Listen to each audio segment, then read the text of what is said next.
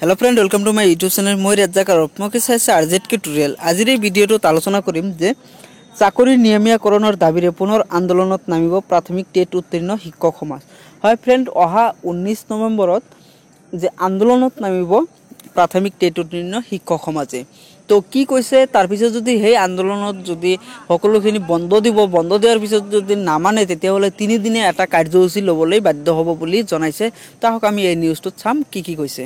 তো তার আগতে আরো একটা রিকোয়েস্ট আপনাদের ওচৰত যে এতিয়ালৈকে যদি মোৰ চ্যানেলটো সাবস্ক্ৰাইব কৰা নাই প্লিজ সাবস্ক্ৰাইব কৰক আৰু লগতে থকা ঘণ্টা বাটনটো ক্লিক কৰিব কিয়নো আমি যেতিয়া নতুন ভিডিও আপলোড কৰো যেতিয়া আপোনালোকে সেই নোটিফিকেশনবোৰ পাই থাকে।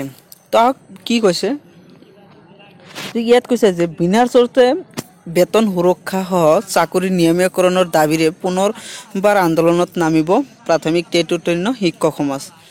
এই মন্তব্য প্ৰাথমিক টেট উত্তীৰ্ণ শিক্ষক সমাজৰ সাধাৰণ সম্পাদক মিৰাজুল ৰশিদৰ মঙ্গলবাৰে গুৱাহাটী প্ৰেছ ক্লাবত এখন সংবাদমেল সম্বোধন কৰি এনেদৰে মন্তব্য কৰে প্ৰাথমিক টেট উত্তীৰ্ণ শিক্ষক সমাজৰ সাধাৰণ সম্পাদক গৰাকীয়ে যে অহা 19 নৱেম্বৰত প্ৰাথমিক টেট উত্তীৰ্ণ শিক্ষক সমাজে প্ৰতিখন জিলা মিছন সমন্বয়কৰ কাৰ্যালয়ত তলাবন্ধ কাৰ্যসূচী ৰূপায়ণ কৰিব বুলি সংবাদমেলত মিৰাজুলে উল্লেখ কৰে।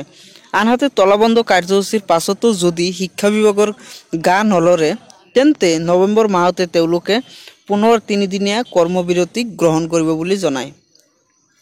ৰাজ্য চৰকাৰে চাকৰি নিয়মীয়াকৰণ নকৰিলে গুৱাহাটীত 48 ঘণ্টীয়া অনশন কাৰ্যসূচী ৰূপায়ণ কৰাৰ কথাও সংবাদমেলত উল্লেখ কৰে সাধাৰণ সম্পাদক গৰাকীয়ে। উল্লেখযোগ্য যে বিগত 24 অক্টোবৰত টেট উত্তীৰ্ণ শিক্ষক সমাজৰ দ্বাৰা শিক্ষামন্ত্ৰী আৰু শিক্ষা বিভাগৰ উচ্চ পদস্থ বিষয়াৰ সৈতে পুনৰ আলোচনাত বহাৰ বাবে আবেদন জনাইছিল যদিও সেই আবেদনৰ প্ৰতি কোনো ধৰণৰ সঁহাৰি নোপোৱাত তেওঁলোকে আন্দোলন কাৰ্যসূচী হাতত ল'বলৈ বাধ্য হোৱা বুলি ৰচিদে সদৰি কৰে। শিক্ষক সমাজৰ সমৰ্থন অবিহনে কোনো ব্যক্তি বা দলৰ সৈতে আলোচনা কৰি ঠিকাভিত্তিক টেট শিক্ষকসকলৰ ভৱিষ্যত অন্ধকাৰলৈ ঠেলি দিলে তাৰ বাবে শিক্ষামন্ত্ৰী জগৰীয়া হ'ব আৰু এই সিদ্ধান্ত শিক্ষক সমাজে কেতিয়াও গ্ৰহণ নকৰে ৰচিদে কয়। তো ফ্ৰেন্ড আপোনালোকে তো ভিডিঅ'টো চালে কি কৈছে তো আপোনালোকে নিশ্চয় সকলোখিনি বুজি পাইছে। তো আজিৰ ভিডিঅ' মানে যদি ভাল লাগিছে নিশ্চয় লাইক কৰিব আৰু শ্বেয়াৰ কৰিব।